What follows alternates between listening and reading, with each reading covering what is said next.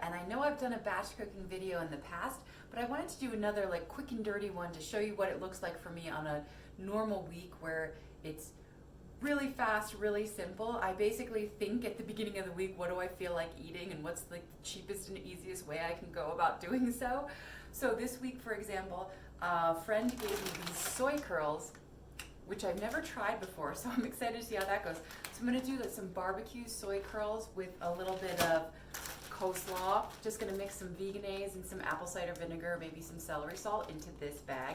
So easy. And I bought barbecue sauce too.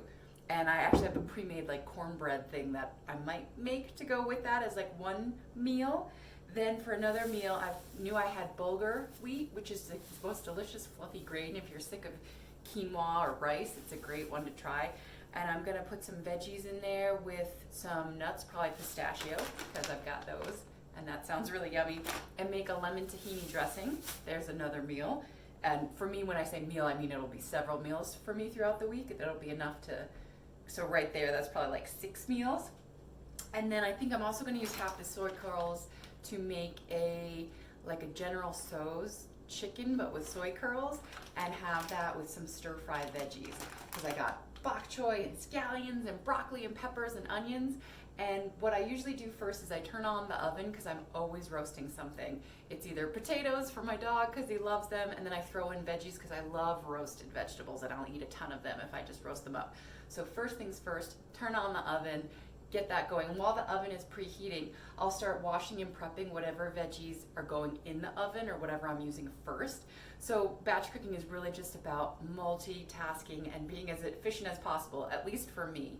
So I get everything all clean in my kitchen, and then you can see what I have out are all the ingredients that I know I'm gonna need and all my veggies that I've rinsed off, because I realized I actually don't think I'm roasting any this time. I think I'm gonna saute them all.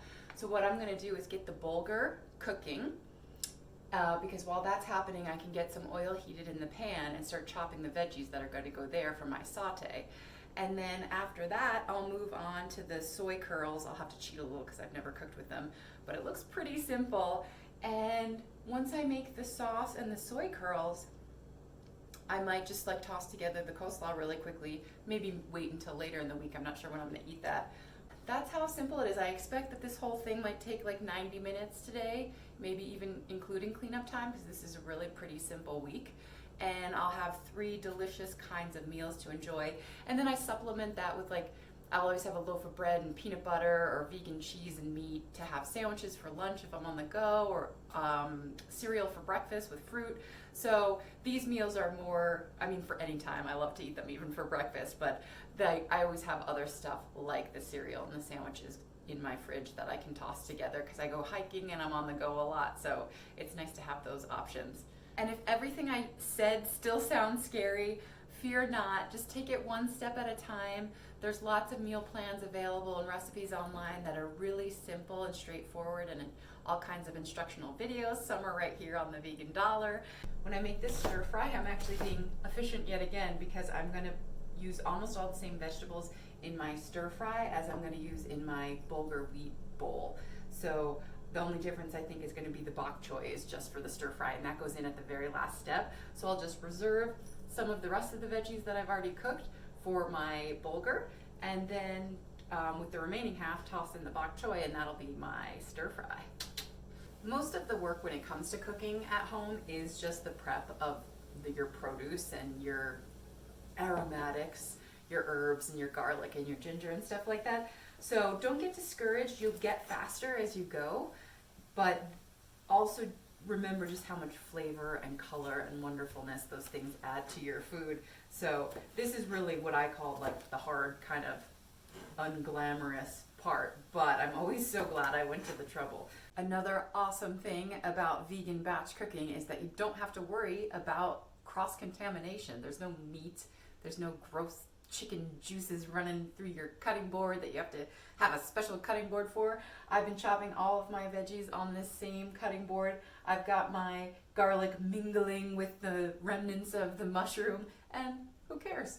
You may have noticed too that I'm using the same ingredients in different things, and that's a key point in meal planning, is to cross-purpose your herbs and spices and ingredients as much as you can and as much as you want to. So for example, I'm using garlic and ginger in a lot of things today for my General Tso's sauce, for my stir fry, might even toss them into my bulgur mix because yum, ginger and garlic, so good. I also want garlic for the lemon tahini dressing I'm going to make to pour over that bulgur salad. So I'm just going to put this all in a little Tupperware when I'm done mincing it until I'm ready to pop it in my stir fry. And whatever little bit of garlic is left in that Tupperware, I'm just going to go ahead and mix that dressing right in there and store it in that same container. Oh my gosh, so excited for another batch cooking efficiency win. Project manager at your service. Okay, that stir fry is still going. I'm going to go ahead and make my tahini dressing. I just realized I need to take some of this garlic out for my General Tso's sauce. So I take that garlic that I was so proud of putting in this container, and I've got my tahini right here. It's just ground up sesame paste. You can buy it by the peanut butter. The Whole Foods brand is my favorite, and it's actually really a reasonable price despite the Whole Foods label. So you don't have to be exact with tahini dressings like this. It's basically tahini, water, and then whatever you want to add to it. In this case, I'm going to just do garlic, maybe some smoked paprika, salt, pepper, and warm water, and just whisk that all up. And then that's going to be poured over that delicious bulgur veggie pistachio nut bowl. You'll see how easy this is. I'm just going to let the water get a little bit warm. Put a little bit, it's usually like half and half. It thickens up a lot as it's in the fridge, and you can always just add more water to thin it out depending on how thick you want it. I had some lemon juice in the fridge.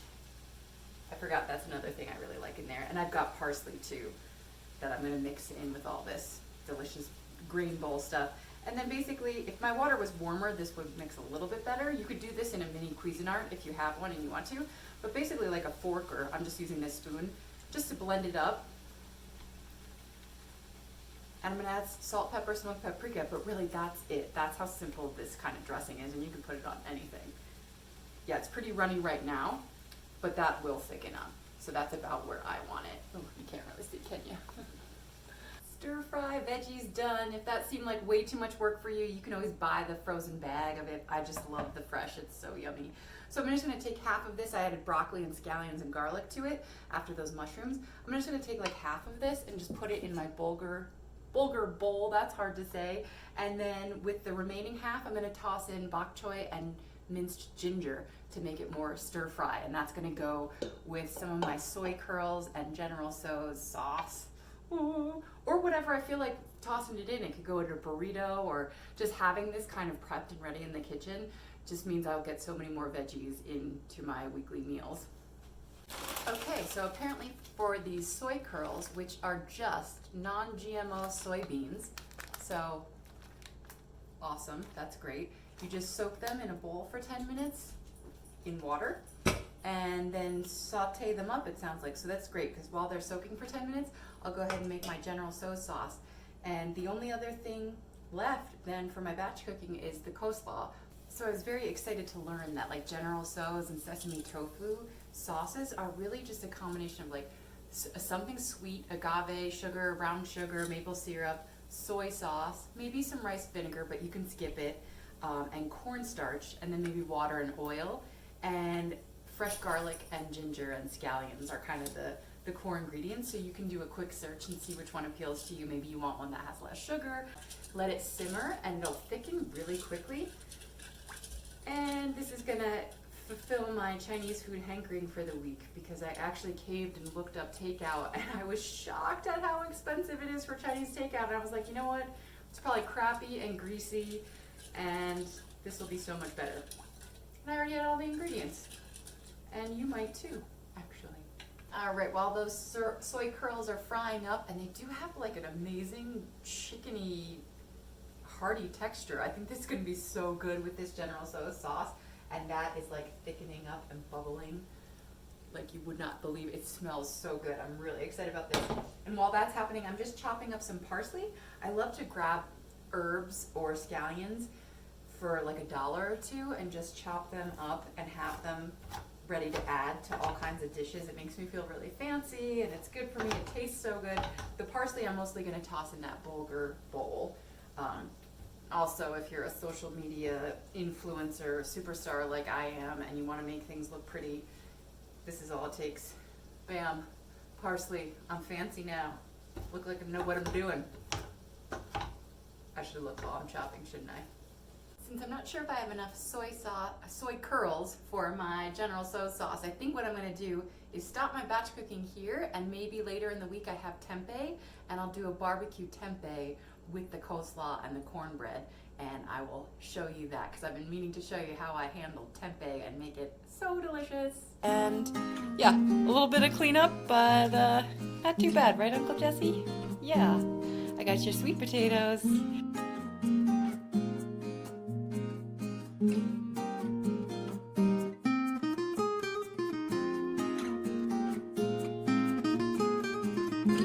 Thanks for joining me. If you like what you saw, hit like, subscribe, and I'll be back soon with